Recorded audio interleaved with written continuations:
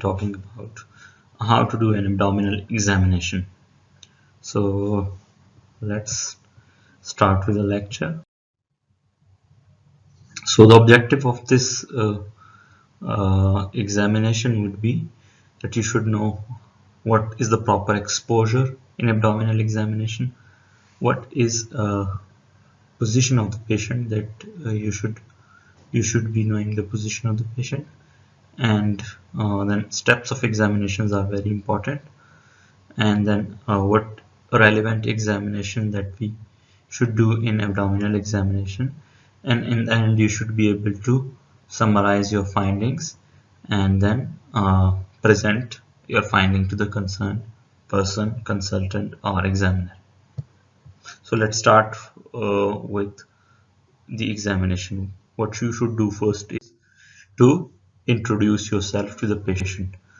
This is very important part of any examination that you will be conducting, that a patient should be knowing that who you are, and you should ask the permission to examine, and you should talk about the purpose of examination if required, and ask the patient if he or she has pain anywhere. So this is very important, and you should know that because abdominal examination is conducted in supine position, so you should know that whether the patient is comfortable lying flat or not. If the patient is in any kind of respiratory distress, then you should know about it, and then you should not be asking the patient to lie flat. This is very important. Introduction is the important part of any examination, and then the position of the patient in any examination that you will be conducting is very important. In abdominal examination, the patient should be lying in supine position with knees slightly flexed like this. This will help relax the abdominal muscle, so you'll be able to conduct an examination easily. Exposure, you should know that it is very important that you should know proper exposure in each and every examination. And in case of abdominal examination, it should be patient should be exposed from the level of the xiphisternum or the level of the nipple line to just above the waist. You should offer a blanket or covering to cover the part which you don't intend to examine. This will leave a good impression on the patient as well as the examiner, and the patient will feel a bit more comfortable while you are examining.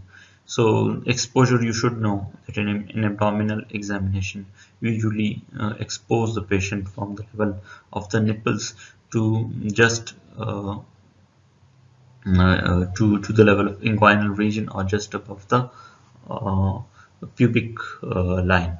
So this is very important. You should know about the proper exposure in each and every examination that you conduct. Now you can see in the slide the patient is exposed from the nipple to the symphysis. This is your nipple area to the level of the symphysis pubis, and in case you intend to examine the inguinal regions or hernial orifices or scrotum or genitalia, then you should ask the examiner as well as the patient for additional permission for that, because whenever you want to examine the private areas, you need to have again a consent of the patient, as well as the examiner should know that you know about the examination of genitalia, that is the part of abdominal examination as well. So you can see in this slide that the exposure is from the level of the xiphisternum to just above the symphysis pubis, to the level of the symphysis pubis. So the examination steps in abdominal examination would be, first of all, would be inspection, palpation, percussion and auscultation. So these 4 steps you need to complete before completing your abdominal examination. So, in order to do an inspection, you need to stand at the foot end of the patient for a few seconds, uh, and the examiner should notice that you are looking around, and you should be sharp enough to notice any finding that you note. In inspection, you look for carefully look for any abdominal distension. You can look at your own abdomen for a normal abdomen. If it is distended, then you will know that abdomen is distended, and then you should be aware of the causes of distension, abdominal distension, like any fluid in the abdomen because of the fats. It could be uh, ex extended, and because of the any fecal obstruction, or because of pregnancy it could be distended. So you should know about all the causes of abdominal distension, and then you'll rule it out properly. And normally, if you could see your own abdomen, it is moving comfortably with respiration, and these movements are different in different genders as well as age wise. Like in elderly and adults, male, the abdomen usually move with respiration, and the pattern of that respiration is called as abdominothoracic, and female it is usually thoraco-abdominal respiration. So you should note down in inspection that whether the abdomen is moving comfortably with respiration or not. And then you need to look at carefully at the skin for any scars. Scars usually are because of any previously done any surgery. Stria are usually the marks which can be result of pregnancy. It could be because of certain diseases like Cushing syndrome. So you should know if there is any mark on the skin. For that you need to carefully examine the skin of the abdomen.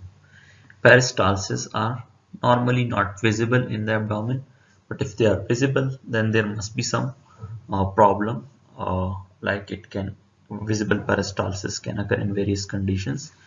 Similarly, normally you cannot see any prominent veins on the abdomen, but if you see any prominent vein, then it could be because of any chronic liver disease, any vena cava obstruction. And lastly, the position of umbilicus. Usually it is central uh, in normal abdomen, but if it is everted or inverted, then there are certain pathologies in which umbilicus is everted, especially when there is fluid in the abdomen. So you need to carefully look at the abdomen to look for all these things, like whether abdomen is normal shaped or it is distended, whether it is moving with respiration or no, or whether there are any scars or any stria, whether there is any visible peristaltic movement that you have observed, any prominent veins, and you carefully look at the umbilicus, whether it is central, it is everted or inverted. The next step of abdominal examination, uh, second to inspection, is palpation of the abdomen. And before doing palpation of the abdomen, you should know the 9 quadrants of abdomen, which you will see in the next slide. And then there are 2 types of palpation that you usually perform. One is superficial and the other is deep. We'll be discussing those in next slides. So these are the 9 regions you all should be aware of. First of all, it is the epigastric region. Then there is right hypochondrium. There is left hypochondrium. As you can see, the pointers pointing out to the left hypochondrium. Then the umbilical region. Just below the epigastric region is umbilical region, where your umbilicus is located. And then you have a right lumbar region and a left lumbar region. And then below the umbilical region is hypogastric region, and then right iliac fossa and left iliac fossa. This distribution is very important because important abdominal structures are located, and important pathologies or diseases can be usually diagnosed by knowing all these regions. So you need to perform palpation in all these 9 regions. You can start over from here and go above like this, or you can go like this. Whatever way you feel comfortable, you can do examination. You can start over from here also and go like this, going through all the areas. It is important to know all these areas so that you can do palpation slowly, gradually in all these areas. This is how you put your hand while doing palpation. For superficial palpation, it is usually done to know if to attain the confidence of the patient, as well as to know if the patient has pain in any 9 quadrants of the abdomen, and whether the patient has any guarding or not. So before doing palpation, there are certain things that you need to do. First of all, you should sanitize your hands. You should warm your hands before touching the patient. If outside it is cold, then you need to warm your hand by rubbing hands with each other. Then you need to ask the patient if he or she has any pain anywhere in the abdomen. If the patient has any pain anywhere in the abdomen, you need to tell him that you would not touch that part, or you'll touch it very gently and you'll not harm the patient. And then it is very important to look at the face of the patient while examining the abdomen, and you should gently go through all the parts of the abdomen. While looking at the face of the patient, it is important to note any grimace, like grimace usually refers to any facial expression that you have while having pain. Look for any guarding. Guarding means if you touch that area, the patient usually, what the patient do is that there is hardening of that area unintentionally by the patient. It could be a sign of an inflammation or infection underneath that area. Then once you are finished with superficial palpation, you need to do deep palpation. You can see the hands of the examiner. You can do it with a single hand or with both hands. You need to go a bit deeper in this examination so that you could appreciate any mass, or it is usually done for internal organs also, that we'll be talking about in the coming slides. So again, you should be looking at the face of the patient, and the patient, you should ask the patient to breathe deeply and quietly while doing a deep palpation through all the quadrants.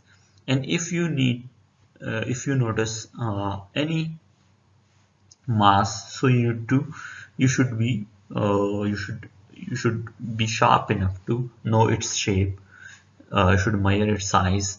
You should know whether it's standard or not, whether it is mobile or not, whether it is attached to the underlying structure or not. That you could know by asking the patient to flex his neck. If the if it pops out, so it means that it is a superficial structure, and if there is no change while changing the posture of the neck, so it means the structure is a bit deeper, and it is not a superficial hernia or anything else. So this is a very easy way to identify whether the structure is deep or superficial. So deep palpation is very important in knowing the internal organs or any mass if it is present in the abdomen. Now in organ palpation, you can see you need to appreciate the liver. You need to know whether the spleen is palpable or not. You need to palpate for kidneys, and for aorta usually you are not required to palpate aorta, but if you do it, it is a part of examination, well and good, but you will not be questioned more about that aorta. But missing any of these 3 major organs in deep palpation would not go a good way with the examiner. like it's very important, and you should not miss the examination of liver, spleen or kidneys. So how will you palpate a liver?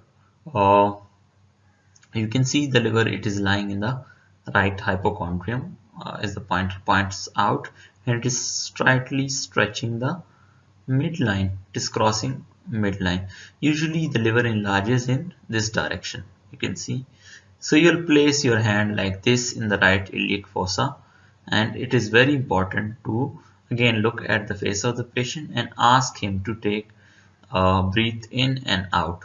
Usually the liver moves downward with inspiration. So while inspiring, you'll move your hand gradually upward until you are able to feel the edge of the liver. So you'll move your hand from right iliac fossa upward in order to palpate the liver. Now you can see in this slide that here it is shown that liver will move downward like this on inspiration. And then the patient, again I have told you that it is very important to tell the patient that you should inspire deeply, and while inspiring you'll move your hand inward and gradually move upward in order to palpate any part of the liver. Normally the liver is not palpable, but if you are able to palpate it, you should note down the margin of the liver and ask the patient to put his finger in order to note down the span of the liver. Normal span of the liver is usually uh, 5 to 12 centimeter, and the lower border is easily, if it is palpable in normal individual it is not palpable, but in certain condition if it is palpable then you should note down the lower margin. And margin we'll discuss it in percussion, how to percuss the upper border of the liver. So by noting the upper border with the help of percussion and lower, as you have already noted, you can measure the span of the liver by help of measuring tape that you should carry by examining liver. Now the next is the examination of the spleen. As you can see in the slide, usually the spleen lie beneath the 10th rib on the left side. So and it usually enlarges in a direction toward the umbilicus, and sometimes very large spleen can cross the umbilicus and it can reach up to the level of the right iliac fossa. So you need to start examining by putting your hand like this, and you should start examining from the right iliac fossa and move toward this left costal margin. And again, it is very important to tell the patient to take deep breaths, because the spleen again will move with inspiration, and you should be aware to note down any part of the spleen. Usually the spleen is very hard to palpate. It is only palpable when when it enlarges almost twice its size. So the normal size of the spleen is almost a fist size. So you should know how to examine the spleen, and if you note that the spleen is palpable with the help of the palm of your finger, then you should ask the examiner or place your own finger at that point, and from the anterior axillary line with the help of a measuring tape you should measure the spleen size. Normally, if we classify the splenic enlargement into mild splenomegaly, moderate splenomegaly, and massive splenomegaly. If your measuring tape measures more than 8 centimeter, then it is called as a massive splenomegaly, and there are few causes of massive splenomegaly that you should know. These few causes of massive splenomegaly include malaria, chronic malaria. Then, because of chronic malaria, another cause is tropical splenomegaly, which can occur in chronic malarias. And then chronic myeloid leukemia can result in a very large spleen which can cross the midline. And then you should know another very important cause of massive splenomegaly is leishmaniasis, which is a parasitic infestation. And lastly, chronic myeloid leukemia, which is a which is a blood cancer. You can call it in layman terms. It can cause a very large spleen.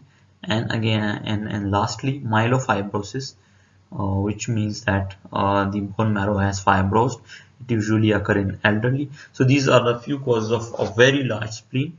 Uh, you should see in this slide that how do you place your hand while examining the spleen. So you should put your palmar end on the abdomen and gradually move like this toward the spleen, to the area where spleen is located, and you will move, or you will ask the patient to take deep breath in and out, and you will move with inspiration.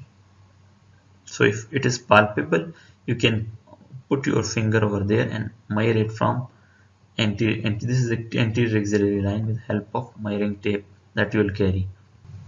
And if palpation is difficult, uh, uh, usually a left hand is placed beneath or here. Usually while examining, you push with one hand, you push the spleen with one hand, so that if it is enlarged, you are able to palpate it.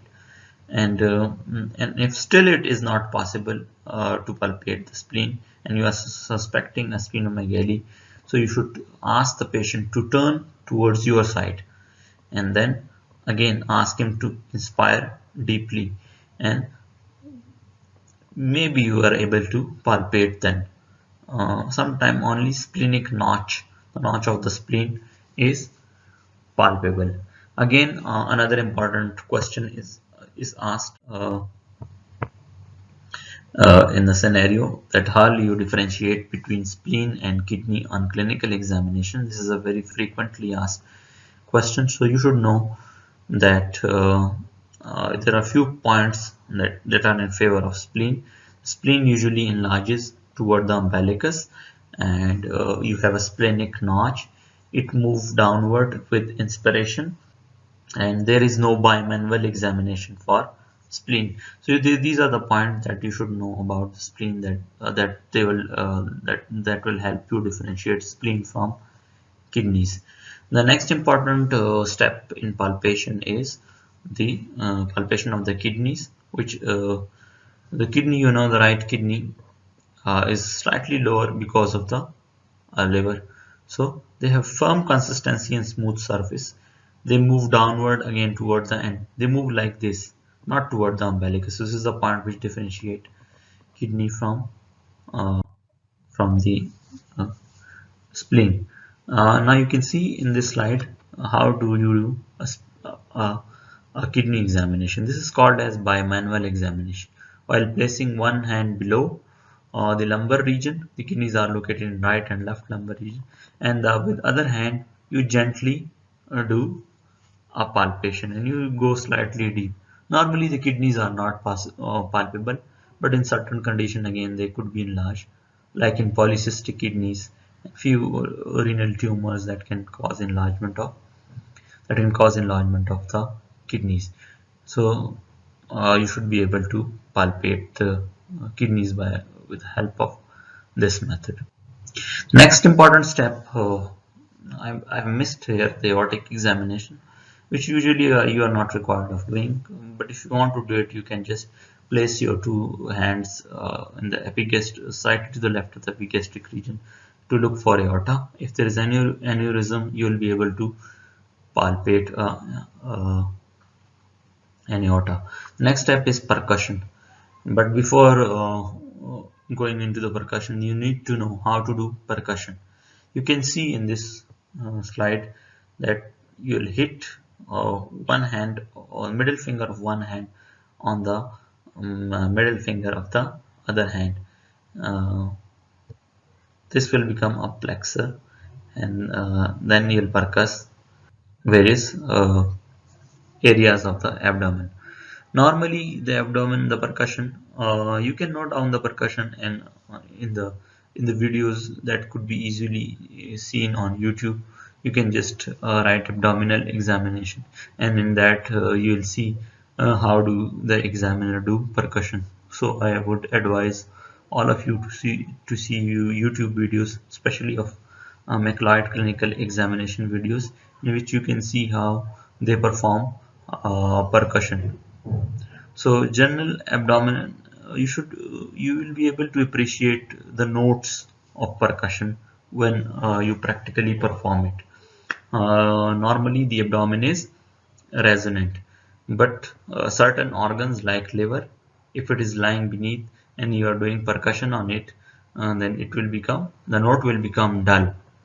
Again, spleen, if it is enlarged, so instead of a resonant, there will be a dull note. But in case of kidney, since they lie deeper, so the note will be resonant. And in bladder, if it is full of urine, so it will have a dull note. And you do percussion, the very important part of percussion, like the purpose of percussion is to know whether there is any ascites or not. Ascites usually refer to fluid accumulation in the abdomen. So if there is any ascites, we look for fluid thrill and shifting dullness. So in ascites examination, you need to first of all, while percussion, you need to start with percussion of bladder. You'll go downward like this to percuss for bladder. Then next is the percussion for ascites examination. So you'll start percussing downward, and when you reach the umbilicus, you'll move toward one side by doing percussion.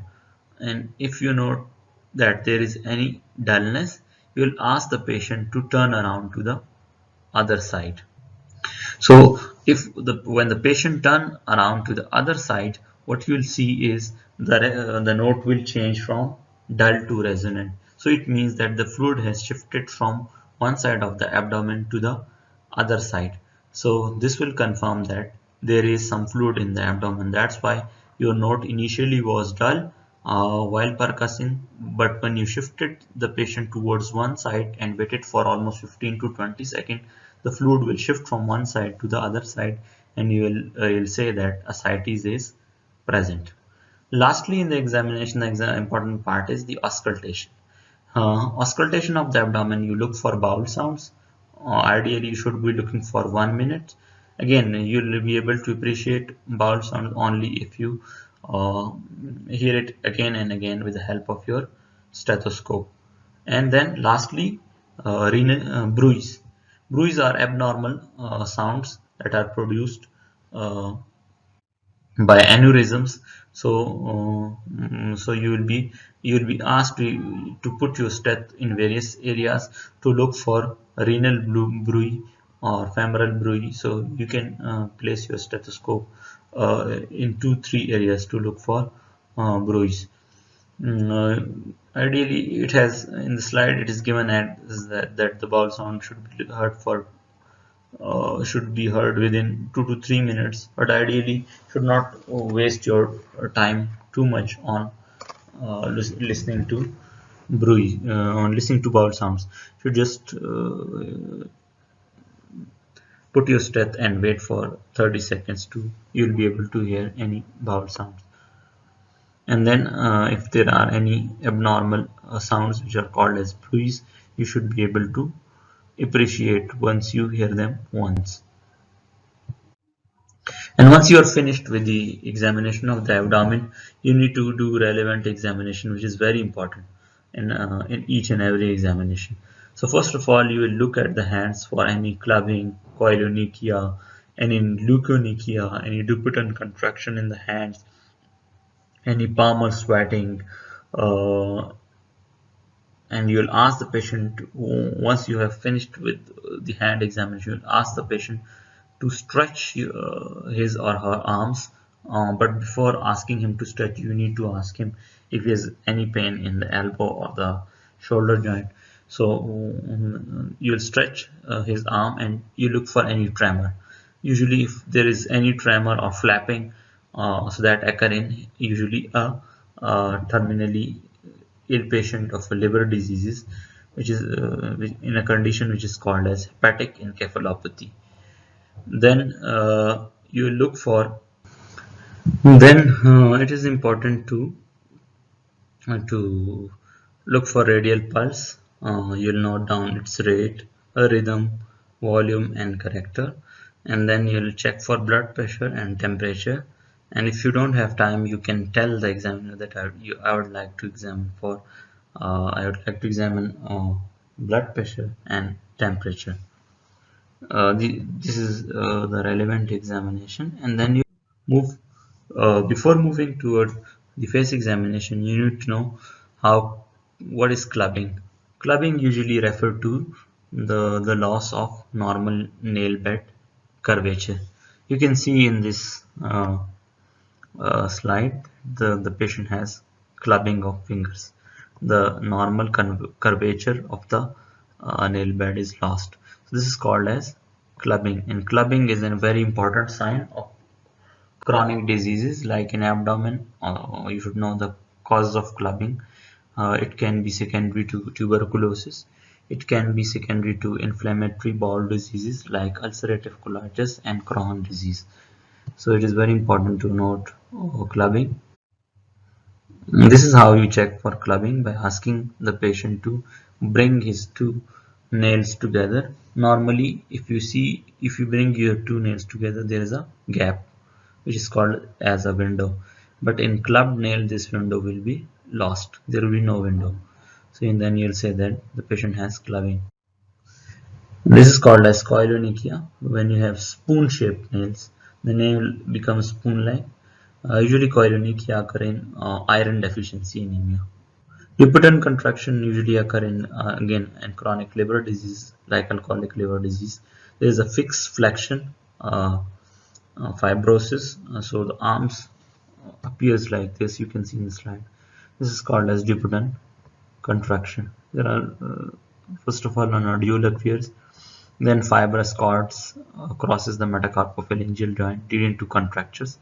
So then there is fixed flexion at the so this is called as Dupuytren contraction, which usually occur in liver diseases. This is how you look for liver flap, which is called as ASTERIXIS. You ask the patient to stretch his hand out like this, and if you note any tremor, it could be a sign of hepatic encephalopathy, which occurs usually secondary to chronic liver disease. And then you will see the head and face of the patient too. First of all, you need to look at the eyes for any pallor, which can occur in anemia. In elderly, it could be due to any reason, due to malnourishment. It could be due to any carcinoma. Then you look for jaundice. And this one is a bit difficult for you. Cave rings. If you don't notice it, it's not a big deal for you guys. KF ring or KAYSER-FLEISCHER rings usually occur in Wilson disease, which is a genetic disorder. We will not be talking about that, but you just need to know that KF rings occur in Wilson disease. And it is very important to examine the oral cavity in abdominal examination. Oral hygiene you need to look at. You need to look at if the patient has any oral thrush. You need to note down the breath. If it is, it could be secondary to any disorder. Dehydration can be noted. This is jaundiced eye. You need to carefully look for the jaundice in a clear light. You need to offer or ask the examiner that I need to take the patient out into a bright light. So the jaundice become more visible in bright light. These are the KF rings or KAYSER-FLEISCHER rings, which usually occur in Wilson disease. They are hard to appreciate by students. So if you miss it, the examiner won't say anything to you. It's perfectly okay if you miss those KF rings, but you just need to know this bluish hue. It usually occur in a copper deposition disorder, which is called as Wilson disease. And then you need to examine all the lymph node groups, starting from submental, submandibular, preauricular, postauricular, and deep cervical, and then especially axillary lymph nodes, and then especially in certain uh, certain cancers, malignancies of the GIT, you need to look for the supraclavicular lymph nodes also.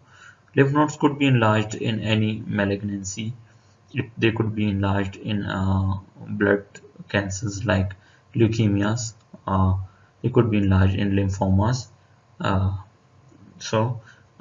when your lymph node as well as spleen and liver are enlarged, you should know also that spleen is also a lymph node. So if it is enlarged, it means that there is something, some disease process going on.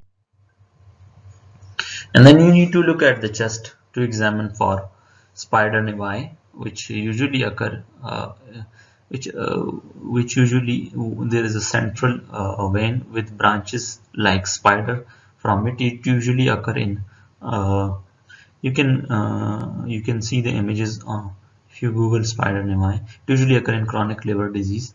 You need to look at purpura, which can occur in liver diseases. Purpura mean that there is some problem in clotting or bleeding or platelets. So you'll see ecchymotic bluish or dark blackish patches. If they are visible, you need to note down the size, whether they are blanchable or non-blanchable.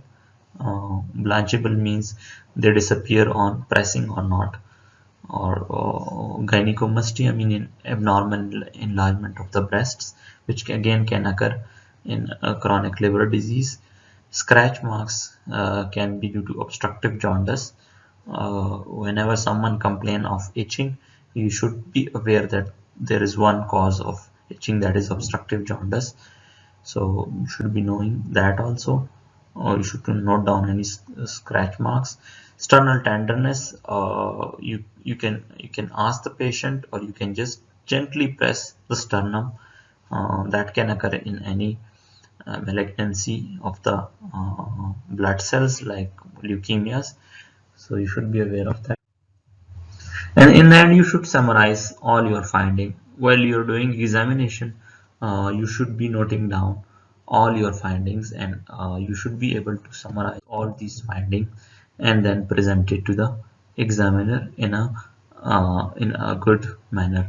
Like for example, if I have examined the abdomen, so I'll say, as per command, I have examined the abdomen, and there were no scars. The abdomen was not distended, it was moving comfortably with respiration, and I could not find any prominent veins. And patient was non-tender on palpation, and in deep palpation I couldn't note any masses, and the spleen and liver were not enlarged, and bowel sounds were positive, and I could not appreciate any bruit and on relevant examination the patient was not clubbed, there was no jaundice, the patient doesn't have any paler palms, the radial pulse was 88 beat per minute, it was regular in volume and character. The blood pressure and temperature were normal. I could not note any jaundice or uh,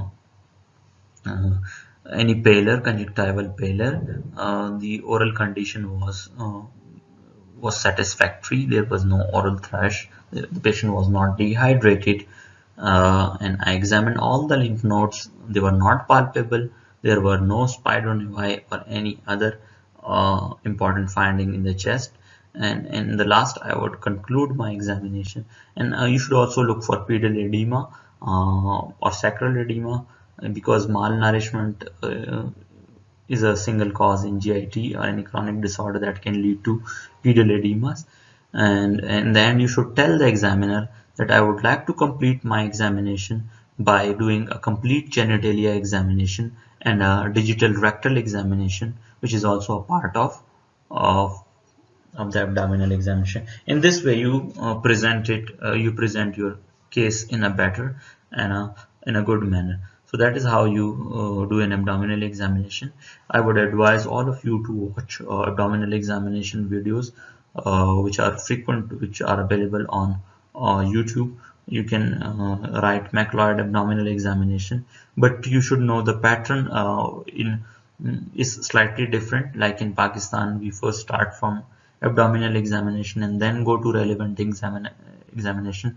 But in England, in UK, they usually first perform the relevant examination and then switch over to abdominal examination. So you should just note down that difference. Apart from that, I have covered most of the things in abdominal examination. Obviously, there are a lot more things to talk about, but I think this is enough for you. You should be able to examine abdomen at the end of this lecture. Thank you so much.